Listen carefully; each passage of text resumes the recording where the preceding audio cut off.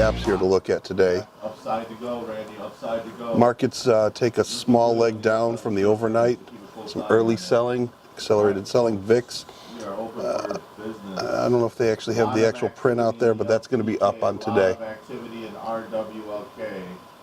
I want to keep a close eye on. All right, what are we looking at here? To the downside. Halliburton down. SC also. Setting up our gaps here. Halliburton down. Let's set this. See what happens there.